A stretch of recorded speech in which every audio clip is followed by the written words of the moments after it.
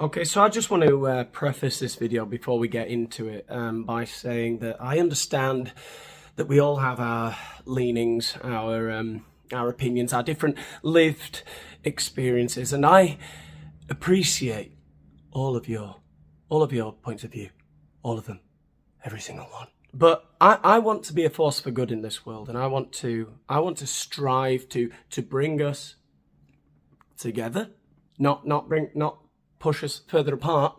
No, quite the contrary. Bring us together.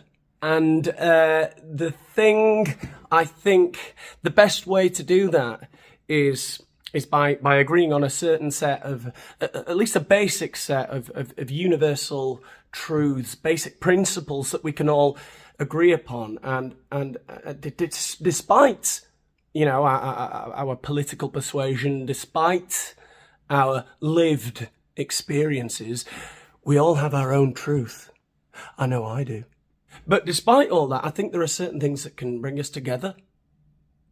And one of those things, I think, is the enjoyment, the relishing of cringe. The recognition and, dare I say, celebration of narcissism and cringe is essentially, fundamentally, what separates us from the animal kingdom, isn't it? Yeah, it is, yeah. I think I've convinced them. So I just wanted to get that out of the way because, you know, I see the sword of Damocles dangling over my comment section. But I'm not Damocles. I'm Dionysius. Look, this is my throne. And what you don't understand, you negative Nancy's in the comment section, is that I'm forever a hair's breadth away from being stabbed in the head, figuratively. So hear me out, okay? Behold my flawless logic and reasoning skills when I tell you Kamala Harris is demonstrably one of the cringiest people to have ever walked the earth.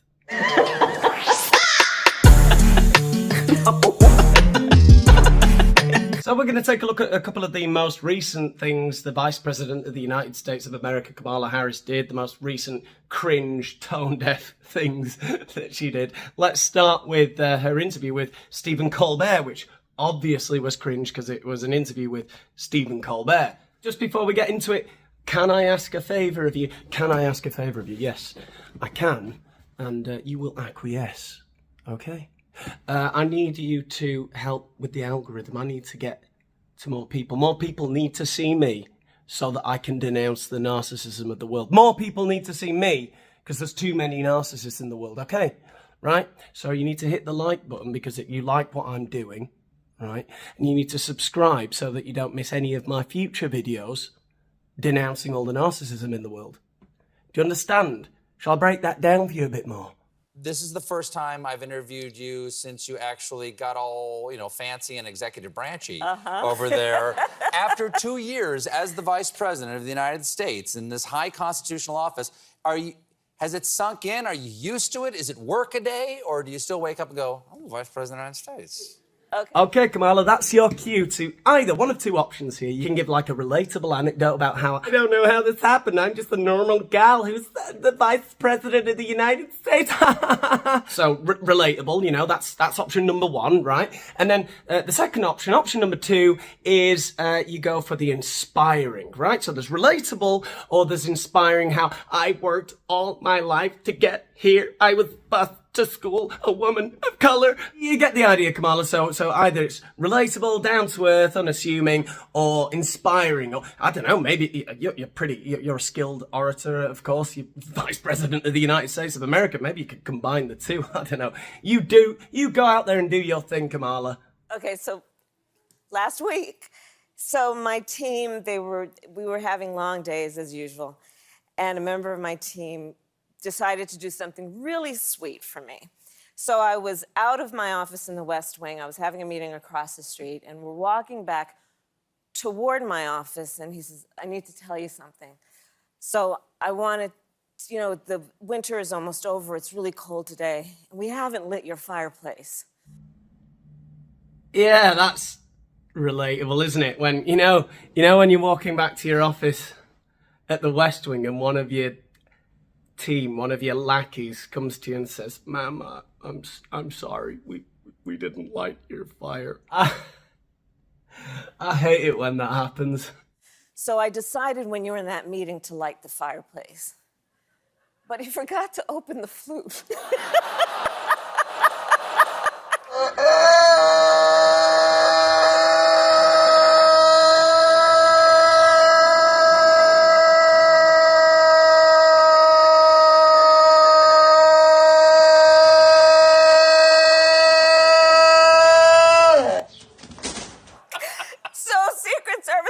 Ma'am, you could not go back to your office. Holy cow. Because there was smoke everywhere, but it was the sweetest gesture. Or just hang a ham in there and get a beautiful cure on it. It's just...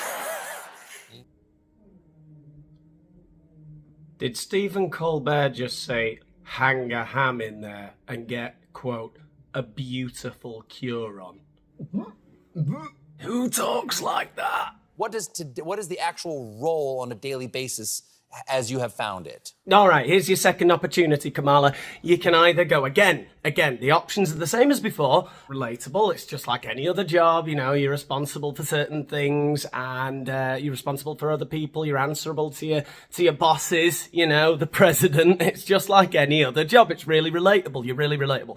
Or go full on inspiring, I'm the first woman of colour to occupy this office. I don't know, one of those two really good options, you know, to make yourself more appealing to the American public. What would you say you do here? Well, I have the great privilege of serving with Joe Biden, who was president of the United States.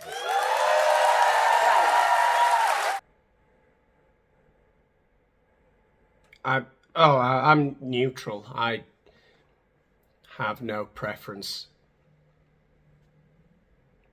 either way. Right. Exactly right. But and was vice president, right? Does that affect it? Does he understand what it's like to be a vice president? He does. And he really is a true partner, and he understands the job. It is noteworthy that the percentage of women who register to vote and cast a ballot is consistently higher than the percentage of the men who do so. End of quote. Repeat the line. But remember, we came in during the height of the pandemic. Yes. And so much of the work was about, okay, we've got to cover a lot of bases and let's figure out how between us we can do it. But he is an extraordinary leader, and I wish that people could see what I see. America is a nation that can be defined in a single word. I was going to excuse me. Because there's only one person who sits behind that resolute desk. And the decisions that that person has to make are the decisions that nobody else in the country can make. And he's an extraordinary leader. Yes. Or no. I have no opinion either way. Let's see Kamala Harris giving an inspiring speech to a sports team that have just been crushed. They've just suffered a crushing defeat. And she went into their locker room, you know, went into the dressing room to pep them up a bit. It was truly inspiring. You guys are so good. You guys are so good. You played hard. You played to the very last second. You made all us Bisons so proud. You hustled out there. You are smart. So this is the Howard University Bisons who've just been crushed. This basketball team have just been crushed in the NCAA tournament by Kansas, and what they really wanted was this speech. By the way, they needed this. They needed Kamala Harris to come in and say, "You guys are smart. You hustled. You fought to the last minute." What you really want after you've just been humiliated, you know, you've just lost, you've just been crushed, you know, all the adrenaline still in your body, all the bitterness of the defeat, you know, the poor performance in front of your family and friends, you've let yourself down, you know, you're just feeling shit. You just want someone to come into that locker room and reel off a load of banal, meaningless, vacuous statements. You're smart, you're real hustle, you played to the last whistle. Okay. You are disciplined. You put everything you had into the game. And you know, that's what it's about, right? Until the last minute. You guys did that. You didn't stop until the last second. You did not stop. I understand the cliche of not stopping to the last second, but what was the other, like literally what's the other option? I mean, it's so cliched. What you don't want is those kind of cliches. You're replaying the game in your head. What could I have done better? How the fuck? Why did we lose? Why couldn't we step up? You know, what went wrong? Whose fault is it? You know, all those things going through your head. And you've just got this person saying, you played to the last minute. It's like, what was the other option, Kamala? You know, just walk off the court crying, take the ball home. What the fuck?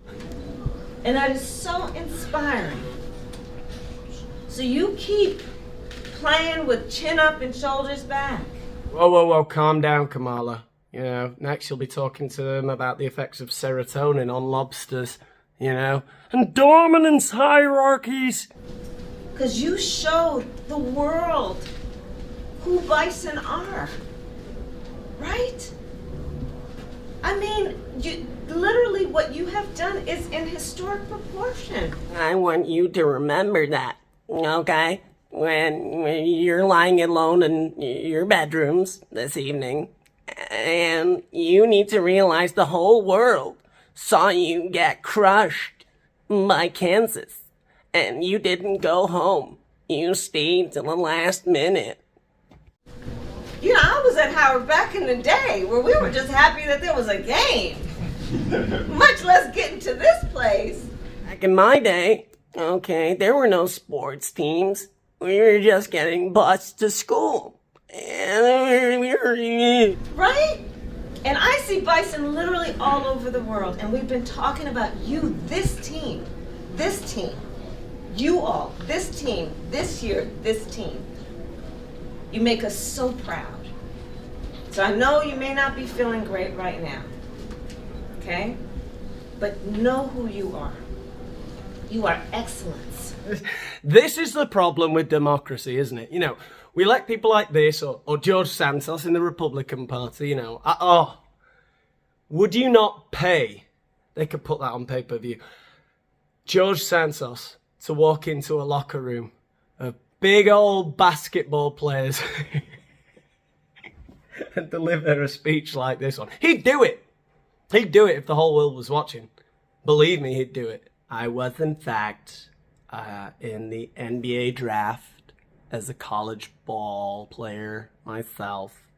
And unfortunately, I decided to go and work for Goldman & Sachs and produce Broadway musicals. But I definitely could have been just like you guys. In fact, I was. I was really good.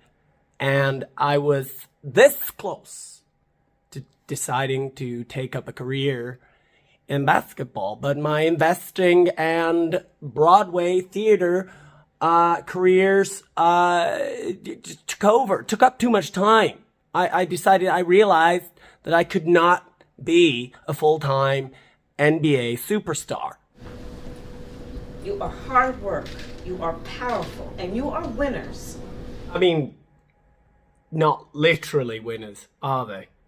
They lost heavily. All right? So please know that. Please know that, and I'll see you later. And if you guys ever want to come and do a White House tour, where's Coach? Where's Coach? There you are. Come, so we plan, if you guys want at some point, right?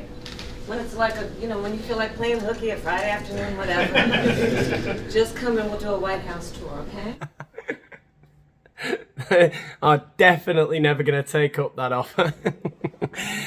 Yay! A tour of the White House! Because that's what college basketball players are like. Anyway, that's about all I have to say on this topic, for today, at least. Like, share, subscribe, leave a comment, all the rest, all those things that help the algorithm. Thanks for watching. I'll see you in the next one.